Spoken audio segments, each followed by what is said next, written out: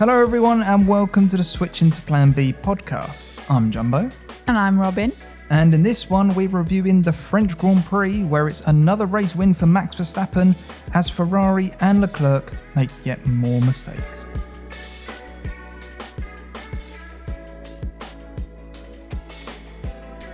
Tires are okay for Plan B. Vive la France, Robin, vive la France. Possibly the last French Grand Prix for a little while. How would you rate it out of 10? Just put it out there. What do you think out of 10? 1. No. I was thinking 1 out of 10 is like Spa 21, where we didn't even go racing. Okay, fine. Maybe like a 4 or 5. It wasn't that interesting. The first 10 laps were good, and then it kind of went down. It was sort of mellowed after that, didn't it? I thought we were going to get a good battle at the front, and obviously we'll get on to what happened with Leclerc, and it didn't quite happen. I'd give it probably a 5 or 6, 5.5, I think. Things happened in the race. There was overtaking, but a lot of it we didn't see. I still feel like, though, and this is the problem with Paul Ricard, is that if you had gravel trapped or grass, like Austria, the last race we were at, I still think that would have made the racing even better, because you had incidents throughout the race, they just go off the track and it's fine. They got pushed out, yeah. Yeah, as we said, rumours going around that this probably will be the last French Grand Prix for a little while. Moving on to the actual result. Obviously, as we said, a win for Max. But if we start with Ferrari, because this was Ferrari's race to lose, and they did. They really did. Yeah. Leclerc put it on pole. Sainz had to take an engine penalty, so I think he started 19th, I think it was. Yeah. But he looked rapid all weekend, Sainz. Looked like I would say he was the fastest driver all weekend. But Leclerc looked good. It was going very well at the start of the Grand Prix, holding off Max. It was almost like cornering speed and downforce versus Red Bull's straight line speed. And it was cool to see the battle, who was quicker at some points of the track, and then the Ferrari was quicker in the corners, and the Red Bull would catch up. So it was a good sort of cat and mouse battle going on. And it was quite nice to watch, like, the driving between the two. Yeah, it was quite... I wouldn't say... I even said this during the race. Leclerc didn't look flustered at all. He looked very calm. Max was coming at him, was very in control, as Leclerc normally is. And then he went wrong. Yeah. He's saying it's a mistake, but I still feel like there's something... It's just strange. The car just lost grip, the rear end, in that long sort of swooping corner towards the end of the track. And he ended up in a wall. Yeah. And that was his race done. It was, 25 points he's lost to Max now. Do you think that he can recover that? I don't know. Max is already quite far ahead now. I think he's 63 points ahead of Checo in second place. Yeah. So that means he can DNF twice in the remaining 10 races and still be in the lead. Yeah. I'm not sure Leclerc will be able to get that. I agree. I think, I'm going to put it out there, 10 races to go. I think Max has already got this. I think it's in the bag now. But you do remember that last year you said the same, and then Lewis did come back and... Max still won, though. Yeah, but it was very tight. But the thing is that it could have gone either way. I think Ferrari's got the best car, right? And I think we saw that in qualifying and all that. And the Red Bull is rapid in the straight, but that Ferrari is so good in the corners. And I just feel like Ferrari might have the best car, but this is Ferrari. They constantly make mistakes. I mean, we'll move on from Leclerc's mistake. I don't know if it was a mistake by Leclerc or there was a bit of another issue going on. There was something with the throttle again. We're not sure what that was. He's come out and said it's his mistake. Yeah, Rosberg seems to think it wasn't. I don't know if it's like a gust of wind or something. Yeah. I was thinking that Pharrell song, like a gust of wind in my hair. I was thinking that's what came to my head. With Daft Punk, that's a great song. I'm sure someone will probably do a bit of a mix with that as he's going around that corner. The gust of wind, and just blow him out on it. That would be quite cool. Like a gust of wind. No! Yeah, I'm not sure if it's Leclerc's mistake. As you said, Rosberg thought it might be something else going on there because it just looked a bit strange. But going back to Ferrari, this is why I think Max has got this in the bag, because Red Bull and Mercedes, they rarely make mistakes. Ferrari, nearly every race, they make a mistake. Either there's an engine blowing up, or they do some weird strategy stuff, or a slow stop or something. Ferrari is known for not doing strategy very well. They can't make decisions. Well, Carlos, he was third today. And yes, maybe the tyres wouldn't have lasted, but he was going to finish third, and they pitted him, and he finished fifth, miles behind Russell and Checo in fourth. And it just makes you think, they've thrown away lots of points. Yeah, they gained 1 for the fastest lap. I don't know. It's just classic Ferrari. What I don't get is why with 10 laps to go, why have you stopped him now?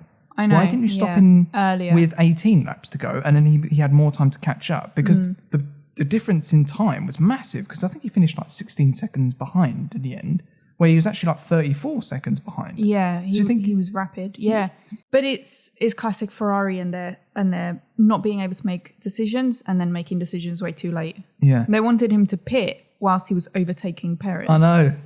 Yeah, it just doesn't make sense in my head. Like, well, what are they doing? Like, I think Rosberg even was shaking his head saying something needs to change. Yeah. And we've been saying this for a little while. Like, there's clearly something rotten to the core in Ferrari strategy or whatever they're doing.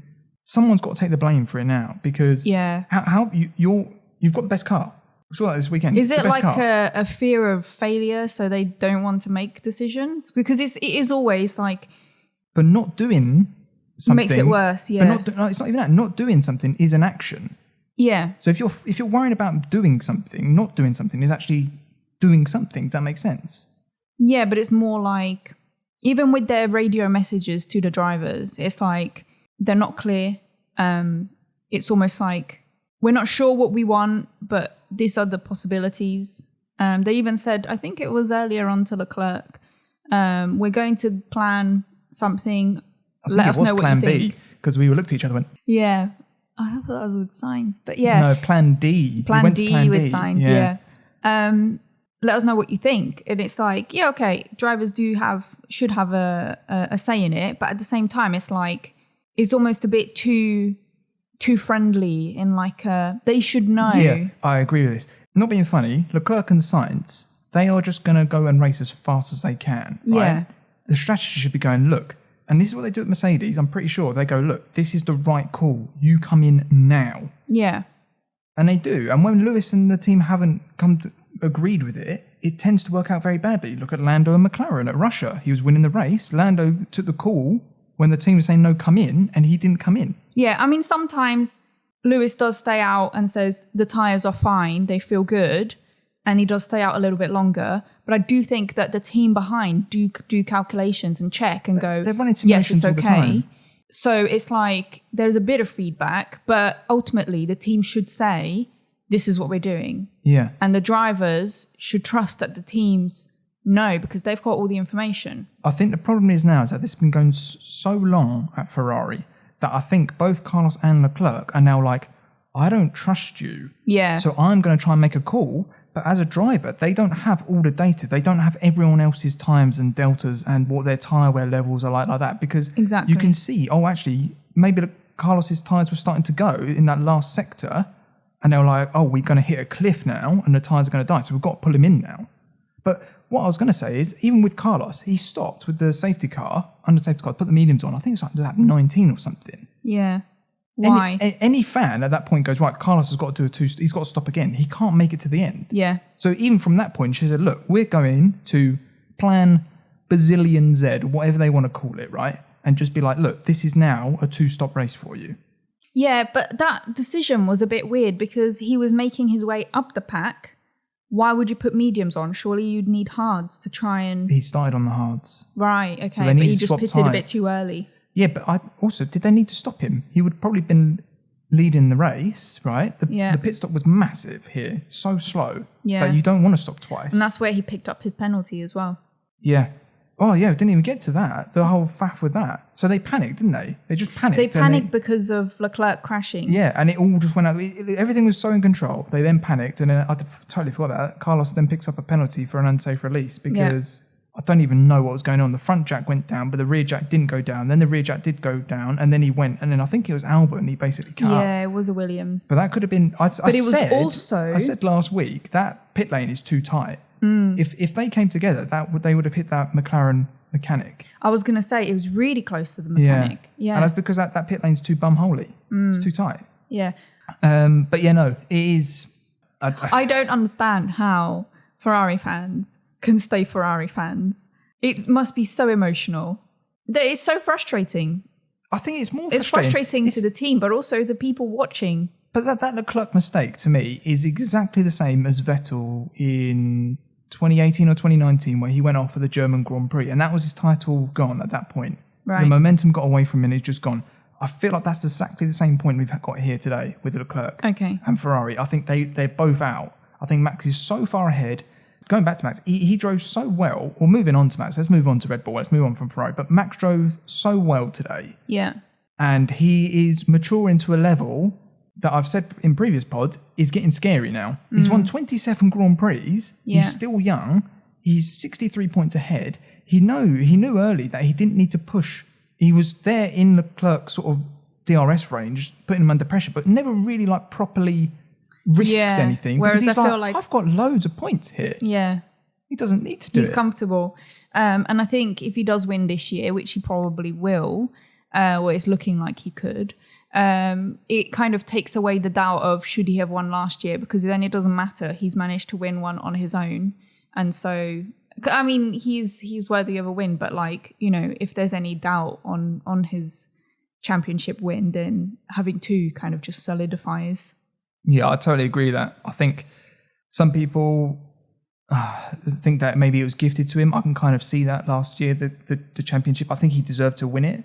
But you're right. I think either could have deserved to win it last year. That's the thing. I think with winning another one this year, it kind of just goes, oh yeah, like for anyone that's doubting, yeah, he is a good driver.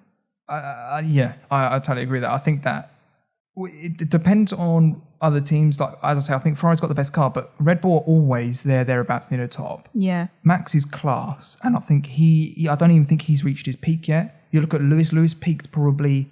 I don't know if Lewis has even peaked yet. He might still be at his peak, Lewis, because you put him in a race-winning car, he's going to push Max and Leclerc all the way, I think. It's difficult to say how... He's young enough. What I was going to say is he's young enough that he can have 10 years still where he is ridiculous, at a ridiculous standard. Because, people say, like, I think Rosberg saying, look, Lando is a future world champion. I'm thinking, yeah, but he's got to go up against the likes of Verstappen, who's already been there and done it. And I think we're starting to see that again. Verstappen's been in a title fight, has been in big accidents last year, has gone through all of that sort of nasty sort of thing and has matured through it, whereas Leclerc hasn't had that experience yet. No. Maybe he's cracking a little bit under the pressure. I don't know. Maybe. Max, once Leclerc went out today, Max had the easiest race. Yeah. He was just so far ahead. It wasn't even a race. It was just a drive for him, wasn't it? Yeah, I mean... realistically, that Mercedes of Lewis in P2 was never really going to get close because that Mercedes just isn't there yet to do it. But moving on to the other side of the Red Bull garage, very strange race or just strange weekend for Checo. Yeah. They said yesterday that he finally showed up. I think that was Christian Horner, where he was saying that obviously he was having some problems with free practice sessions. And qualifying, he managed to put everything together and get a good lap. But I kind of feel like maybe it was just a good day on Saturday and then fell back again on Sunday. I like Checo, but I think, when was it Monaco he won, I think? Yeah. And Verstappen wasn't close to him really. And I thought, maybe Checo's like stepped up. But looking back at it, I think that's just an off weekend for Max because maybe. Since then, Max has been on it and Checo can't really get close to him. No. It's a little bit disappointing because you want them to be close. Like I think Carlos and Leclerc are relatively close. I don't think Checo is close enough to Max, at least consistently enough. Consistency, that's what I was going to say. There's the potential in Perez and you see it every now and then, but you never know when it's going to happen. He's too streaky. Like, as I say, he was unbelievable in Monaco. And then I think the race after that, he was quite good as well. And then he's almost gone back to he finished fourth today. He should have finished second. Yeah. He should have finished second. How quick that Red Bull was in a straight line. I don't know how he hasn't finished second. I don't even know how he's not finished on the podium. Yeah. To be honest. Yeah. That's what Red Bull will probably be like, you've had a shocker there. Yeah. The fact that he's also the next in line behind Max and he's 63 points... Checo's not going to make up 63 points on Max. And that's another thing. I think this is, I've said it so many times already in this pod, but this is Max's. I think this is done and dusted already, which is quite boring. But I genuinely think it is. I think Max will probably win it in Brazil. Maybe. Let's hope not, though, because I think it's more interesting when it goes all the way to... I totally agree with you. That is more interesting. And who knows what's going to happen in the last 10 races, but there's something inside of me just going, look, Max is on a different level this year. I don't feel like his consistency is... This is the thing. I think when Ferrari make mistakes, their damage limitation is rubbish. Yeah. When Red Bull make mistakes and Max makes a mistake, if there is a mistake, they're still able to get into the podium or get like 4th or something. So they're only losing like 10 points or something. And then they'll go and smash the next weekend or something. Exactly, yeah. I kind of feel like Ferrari have a lot of work to do if they're going to try and at least be close to winning the championship. Yeah. Because I think they've got the best car, but their reliability is a massive question mark. And then there's the consistency over everything else. Can you get your strategy right? I can't see Ferrari nailing strategy in the last 10 races. No. They'll make at least 5 mistakes. Knowing their track record as well, because it's not like it's only a bad year for them. I just feel like every season Ferrari don't do strategy well. No. I don't know. I really wanted one of the Ferrari boys to do it this year. I feel like it was the only window for them as well. Well, I think if we move on to Mercedes, they're starting to come back very slowly. I mean, they weren't very good in qualifying, but their race pace was very good again. Yeah. And that's where you pick up points. Exactly. So, they came 2nd and 3rd today. Lewis was P2, George was P3. And that's Lewis's 5th podium in a row? Is it or 4th? I thought he was 4th last weekend. Oh, I don't know. Either way, he's been there consistently. They're starting to get momentum a bit, and I think that's a little bit scary in terms of if you're Ferrari as well, because you're thinking, it's not just Red Bull now we might be dealing with. Mercedes are constantly... I don't think they're quite in that group yet. I still think Ferrari and Red Bull are still like it depends on where you're looking at, about half a second to a second quicker than them. Yeah, but I mean, constructors, they could probably get that dependent on... Yeah, I think Mercedes are quite close. I think they were saying on Sky that they're actually quite close to Ferrari now. I think something like 42 points or something. Yeah. I'm thinking that's not unheard of to overturn that sort of deficit in the constructors. That can be done really quick. So, Lewis, good result for him. Yeah. P2 was sort of in no man's land. If Max was bored out front, I think Lewis would have been bored in P2 as well. Yeah, but at the same time, Lewis is probably really grateful to be in P2 at this time. So I'm sure he'd be happy to... He also said he didn't have his drink, which is not nice when it's really hot. But that says a lot that Mercedes can even fit a drink in, because a lot of teams like Williams and other teams, they're over the limit. So I don't think their drivers have got drinks at the moment because they don't want to add extra weight. Oh, bless them. So they're driving without drinks and stuff at the moment. So it shows that Mercedes obviously are confident enough in their car that they can actually have luxuries such as water for the driver. But no, it is never nice when they can't get fluid on. Yeah. Because I think he said he lost like something like 3 kilos or something. Yeah, it's crazy. Crazy, isn't it? But yeah, another good result for Lewis. You kind of expect that. I think he always does this. Tends to be a slower start of the season, and as you say, the last 4 or 5 races he has been banging form and just sort of there constantly. Someone else that was very good was George Russell this weekend. Yeah, I mean, he did get into some questionable... So what's your take on that, the Checo move going into chicane? I feel like George was in the wrong. Right. I feel like he was a bit ambitious with trying to overtake there. I mean, I feel, and I think that what Perez did was the right call, because otherwise George would have caused a collision. Yeah, I feel like they actually nailed this. For me, this is a racing incident. I agree. I was surprised George went for it. I thought it was a bit too far back, but I think George was kind of saying, look, this is my only chance to really do it. So when that opportunity arises, you kind of want to push them into that situation. Yeah. But I feel like, for me, Checo half defended, so he was in a weird position for the racing line. So he wasn't going to get a good exit as it was. And then George was really squeezed. So they were never both going to make that corner just because of the way it ended up. Yeah.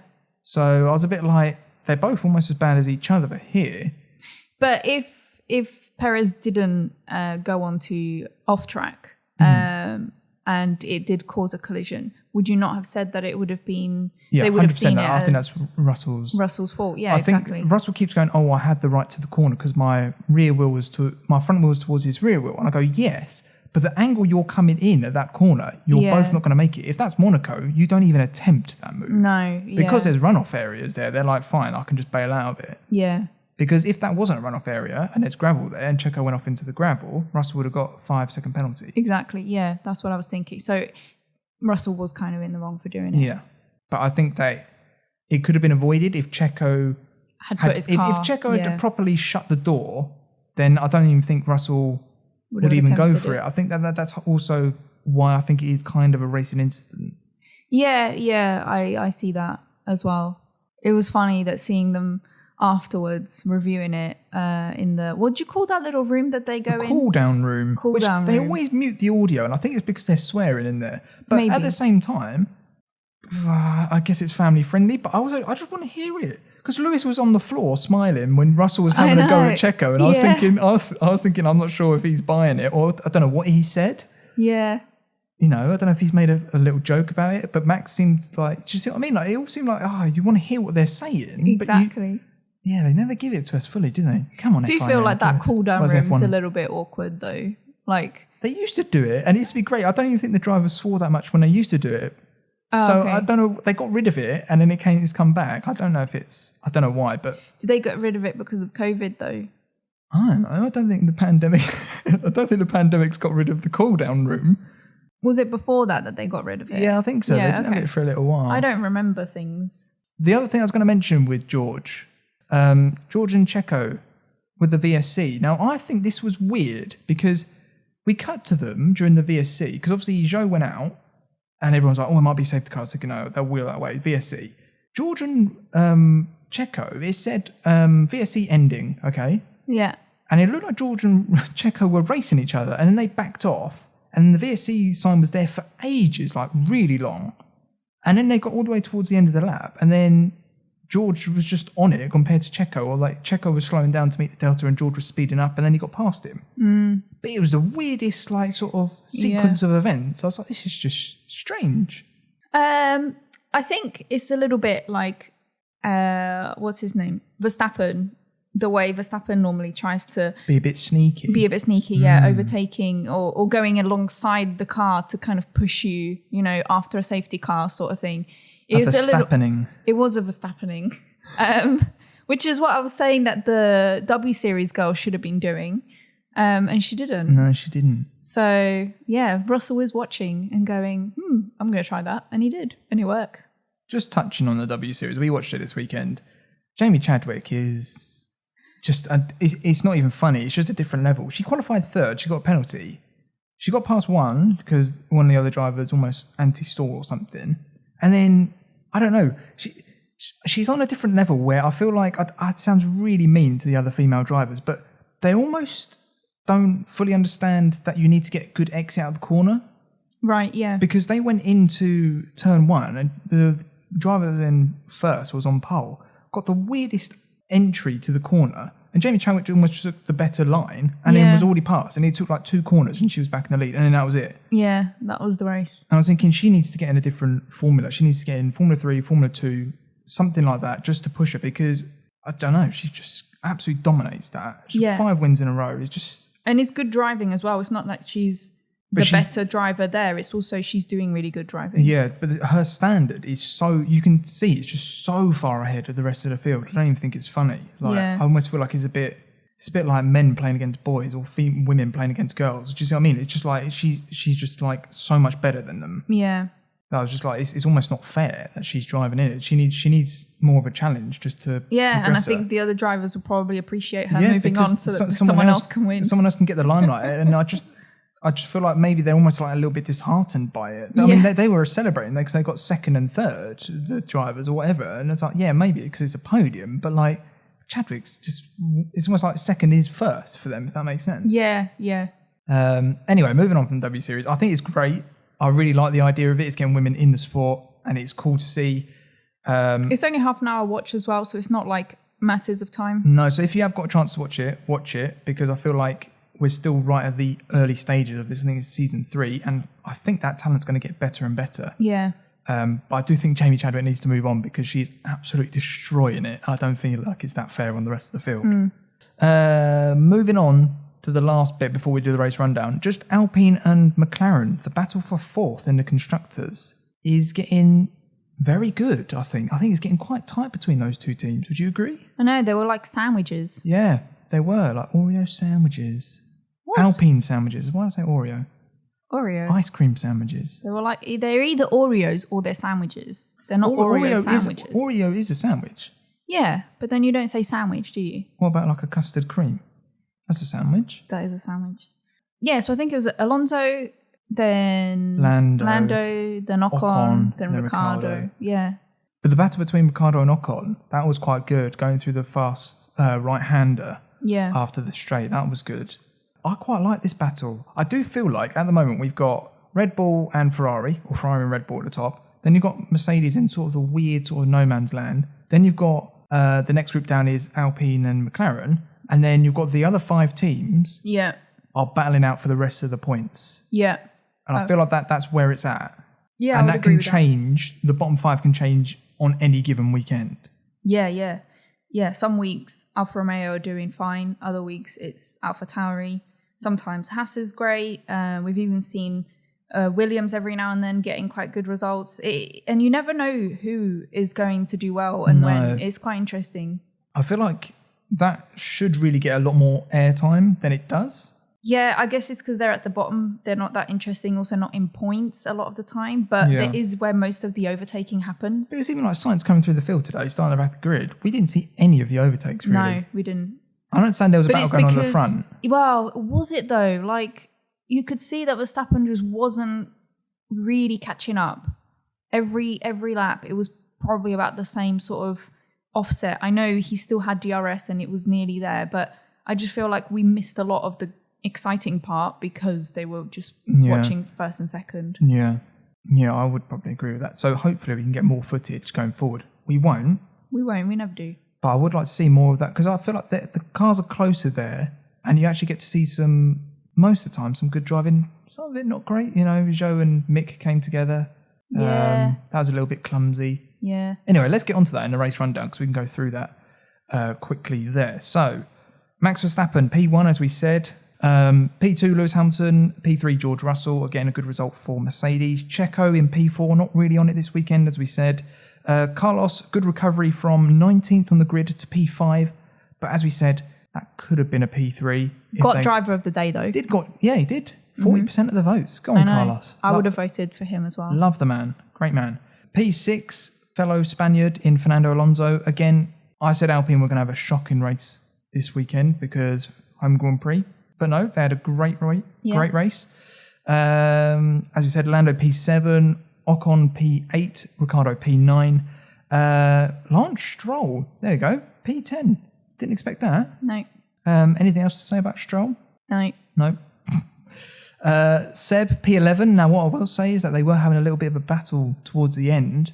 Yes. And Stroll did just get the better of him. The other thing, seeing as we're on Seb, rumours going round heavily now.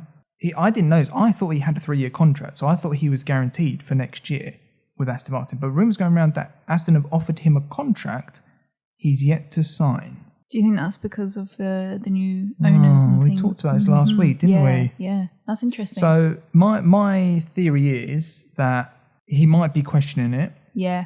My question to you is, if he doesn't sign with Aston, will he retire? Because the only other team I think that's got a space open is possibly Williams or Haas. What do you think? Out of those 3 options?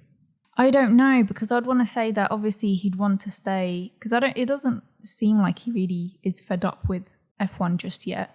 But because of his values and things, I do think that if he's been offered a contract and he hasn't signed it, it must be things that he's trying to work through. I think he's thinking about it, but it was things like he kind of backed off going over the line of the race after battling with Stroll today. Yeah. And I was a bit like, that seems like someone that's a bit like, you know, when you just go, I can't be bothered with this anymore. Do you see what I mean? It's almost got that I can't be bothered anymore. I think if he doesn't sign the contract with Aston Martin, I think he will retire. I don't think he'd be moving to another team. You don't? No. Do you think it's Aston or nothing? I think so. That sounds like a good TV show. Aston or nothing? No. Do you not think? Nuh-uh. It's too dramatic. Come into Sky F1, something like that. Yeah. Or Netflix. Yeah, you get royalties on that maybe. Anyway, back to the race rundown. Also, before we do that, let us know in the comments, do you think Seb will retire or do you think he's going to sign that Aston contract? Do you think he'll go to another team? Let us know. Yeah. It'd be interesting to see what you guys think. P12, Pierre Gasly. Terrible weekend. I said he was going to be on podium. Wow.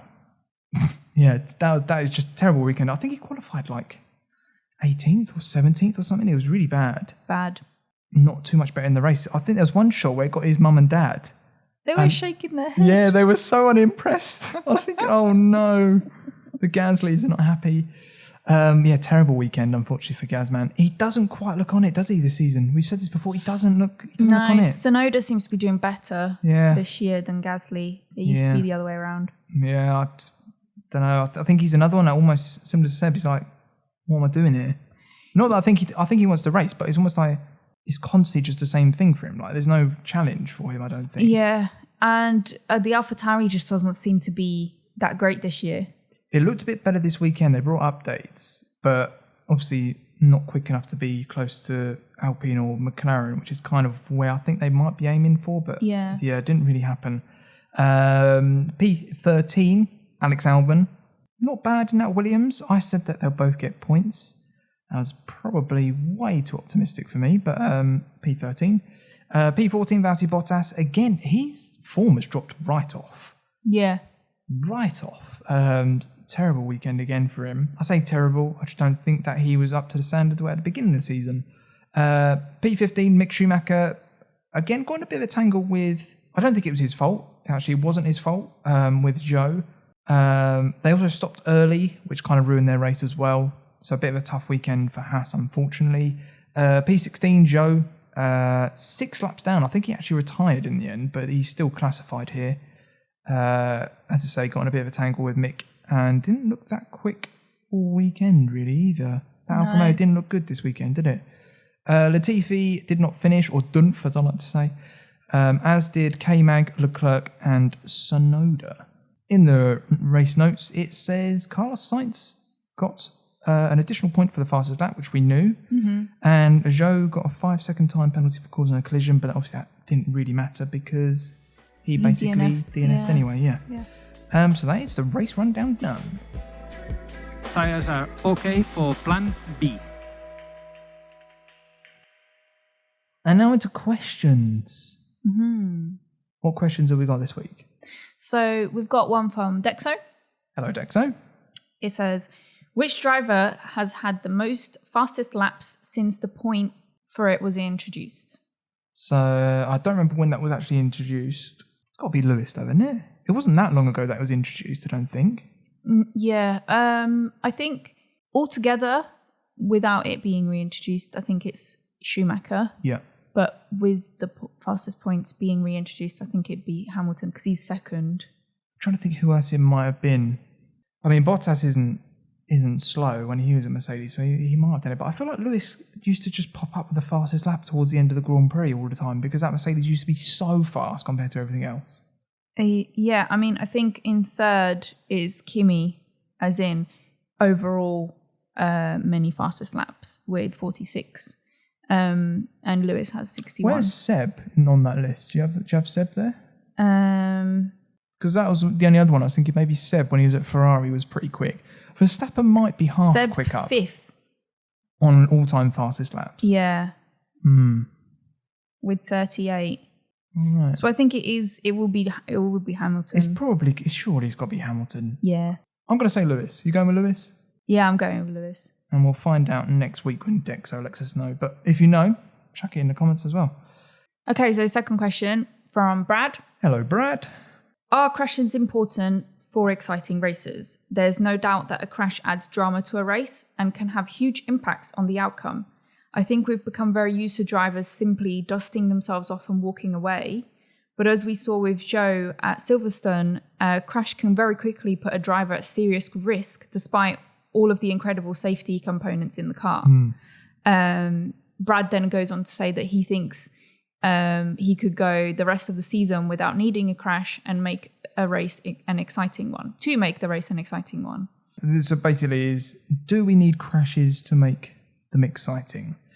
I would have to say the spectacle of a crash can be quite spectacular. Like Zhou's one, knowing that he was all right, was amazing to see. It was not exciting, but it's just like, wow, that's a big talking point because of what happened. And Silverstone last year with Max and Lewis, and Lewis, where the car over it. It's quite cool footage. Yeah.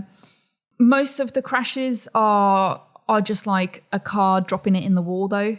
Yeah, I don't. Going back to the question, I don't think that the crash is exciting, and I don't think it's necessarily the crash element that makes it exciting for me. What makes it exciting is if there's a safety car, strategy comes involved, and we've reset the grid so everyone's close behind again. I think that's the element of it that I get more excited about, because it's like, this can be good. And if you can do that, as you say, with like engine failures or just like a car broken down and there's not really sort of an exit road or something there and they have to put out something, then that's more exciting, I think. I wouldn't say the actual crash. Do people get excited about the actual crash? No, I hope not. That's not very nice. That's a little bit sick I don't particularly like the crashes, and sometimes I feel like it is annoying to the flow of the race, because then you kind of stop what was happening, if that makes sense. The ones that annoy me is when you've had a safety car, or like Silverstone with Joe, like we had the start and then it was a safety car immediately, and you got the whole build up to the race and it just stopped. Yeah. And then sometimes you get a restart and then they crash again and you've got to stop again. It's like, when it's like that, it's like, oh, come on, let's get going. Yeah. Yeah. No, I don't think I've got anything else to add to that, to be fair. I don't think that we really need crashes. All right. Winner, loser, surprise. Next week, Hungary. I'm quite looking forward to this race. I always like the Hungaroring. Obviously, Ocon won last year. Yep. Do we think we're going to get a surprise winner this year? Quick answer, yes or no? Yes. You do? Well, I don't know. Hang on, I've just checked who I said winner. Okay, we might need to change that. Anyway, so obviously Ocon won last year. It was a mental race last year. Lewis, one of my favourite F1 moments, Lewis starting the race on his own on intermediate tyres whilst everyone else in the pits. That is iconic for me. Yeah, I don't think it'll ever happen again. No, Bottas being a bowling ball, that was hilarious as well. That was hilarious. Not if you're a Max fan, because obviously he lost half his car pretty much. And not if you're a Bottas fan, because he caused all the crashes. Yeah. There was so much going on. That was like the first corner. Yeah, and I also think that, I don't know how strong Red Bull will be, because this is a very much a downforce track. There isn't really that many overtaking opportunities either. Yeah. So you can get great racing here because the weather's a little bit unpredictable as well in Hungary. So yeah, I think it rained last time. That's why. Well, yeah, and then it stopped raining. That's why Lewis was on his inters. Anyway, I think it's a great track. You always get good races. Who is your winner then? I said Carlos. I've joined you with that. Yeah. Why have you gone for Carlos? This week, I kind of feel like he was the quickest driver. Yeah. And if he hadn't started at the back, he could have possibly won the race. Yeah, I agree with that. I thought if he's on that trajectory, maybe he'll do it next week. The other reason why I've gone for Carlos, I think the Ferrari are the quickest car, and this is a downforce sort of setup. They don't need to be rapid in a straight line here. Yeah. So I think Ferrari are going to be quicker than Red Bull. And I feel like Leclerc's, he looked like he took a big confidence hit. And a week almost isn't a quick enough turnaround. He almost needs the summer break now to have a 2, 3, 4 week break to almost reset. Yeah. And come in. But he's not going to get there. He's going to go straight into Hungary. And I feel like Carlos is almost just going to continue momentum. It's a bit like Checo and Russell, the restart of the VSC. Yeah. I feel like Carlos is more like Russell and Leclerc's almost slowing down a bit like Checo was. Yeah. So I agree. I think Carlos is gonna win this, unless Mercedes all of a sudden do something crazy. Because Hamilton bring a spicy engine. Hamilton said where they're expecting big upgrades coming for Hungary. Right. So, and Hamilton is an absolute monster around Hungaroring as well. So I'm not doing a second prediction, but I'm just saying Lewis maybe one to watch as well. Anyway, who is your loser? You're a loser at Hungaroring. I've said Ocon. Why? You're so mean to Ocon, I feel. Did I say Ocon last week, or was it you? You said Ocon last week. No, I said Alpine last week. Yeah, You said Ocon. I said us. I don't remember right now. The second, I want to say I said Alonso. I don't know. No, but Ocon won here last year. What am I on about? I feel like he'll have that sense of confidence that, yes, I can do this again. And sometimes when you're that confident, you mess things up. Okay, I see what you mean. Yeah. You think he's going to be overly confident? Overly confident and then just make a mistake somehow. Right. See, because I feel like, and this is the not first weekend, but I'm expecting Ocon to trip up this season. We've got past the halfway point of the season, and I don't feel like he's really made a rookie error. Like, I feel like he's matured this season. He's been driving really well. He has, and I can't see Ocon. In my head, I'm always going, Ocon's going to do something stupid, and he just isn't doing it. So I'm like, maybe this is the new Ocon now. Yeah. He doesn't make mistakes. Yeah. Maybe he's been learning. I think he's been learning a lot from Fernando, having him as a teammate. I would agree with that. Yeah. His progression the last 2 years have been really good. Season and a half of being with Fernando has been, probably the biggest, most improved driver I think has been Ocon. I've gone for Valtteri Bottas. Oh, so who's being mean now? Only because he's going to be a bowling ball again. Oh, right. I was going to say because of his boat hat. Is it a boat hat? Bucket hat. Bucket hat. They were everywhere. Do you know what? I quite liked them. Do you? I used It's to the have to only wear good thing one for about school. Paul Ricard. When I was in preschool, I used to have to wear them. Yeah. I didn't like mine. No, but I feel like things that were sort of trendy when we were growing up have now come back in, haven't they? Like 90s is massively back in. So I feel like the bucket hats are sort of back. Right. I generally think that's the best thing about Paul Ricard this weekend is the Paul Ricard. Paul Ricard bucket hat. Yeah. Yeah, it was quite good. Yeah, the track's not great, no, but the bucket hat was pretty good. Yeah, let's go back next year to see what the bucket hat's like. Yeah, no, but we won't be though, will we? By the looks of it. No. So I've gone Bottas. I think he's going to be a bowling ball again. I hope I'm wrong with that because I do like him and I like that Alfa Romeo. I think it's a very nice looking car. So I don't want to see it be a bowling ball. Having said that, it would make the race interesting in a sense that it probably will mix things up. Do you think though that he will make this? He won't make the same mistake again. People No, don't he really, won't. do they? Yeah. Or do they? Some Depends people don't if you change. haven't learned yet. If you Ferrari didn't haven't learned. learned. No. We're always talking about how bad Ferrari are. Yeah. Who knows? So I've gone Bottas as a loser. You've gone Ocon. Moving on to the last section. Surprise. Who are you going for? So this might seem a bit obvious, as in like, oh, this would happen. I've said Ferrari double podium. As right? your surprise. As my surprise. Because if you look back on it, I don't remember the last time they did it. They're always messing up. Yeah, This that is week, true. none of them were on there. Last week they were both on it, weren't they? No, because last race, Carlos's engine blew up. Yes. It's been a while. I think it had. They for the best car, they should be on there pretty much every week, and they're not. Carlos won at Silverstone. Who was on the podium with him? Max. And Leclerc wasn't. I want to say Leclerc wasn't, was he? No, It was Lewis. Yeah, I want to say it was Lewis. It's Lewis, yeah. Because I think Lewis has been on the podium for the past 5 races. He's been on there a lot. I think it's 4. It could be 5, but I think it's 4. But either way, you're going Ferrari double podium, similar to McLaren this weekend. Mercedes always get the ends mixed up. Mercedes got both their drivers on the podium. You're going Ferrari doing that this coming weekend at Hungary. Yeah, I could see that happening. I think they've got a quick car, so I think they could do that. If they don't mess up.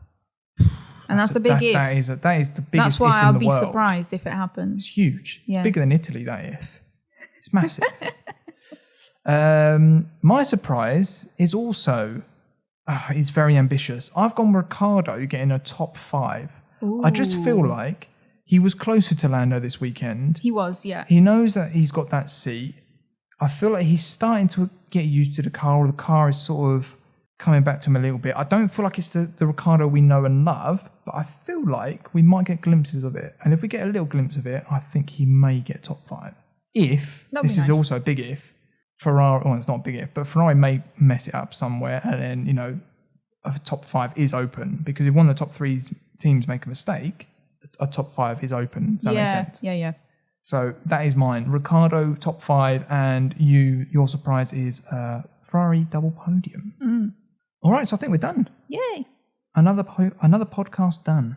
Absolutely fly through these. Can't believe that we've done, what was this, episode 29, I think? Something like that, yeah. Wow. Absolutely flying through them. Can't believe it. Anyway, if you enjoy these, then make sure you're subscribed to YouTube or follow us on Spotify, Amazon Music, and Apple Music. Always get Apple and Amazon round the wrong way. Don't think it really matters though, does it? Wherever you listen to podcasts, they should be on there. Yeah. Anywhere.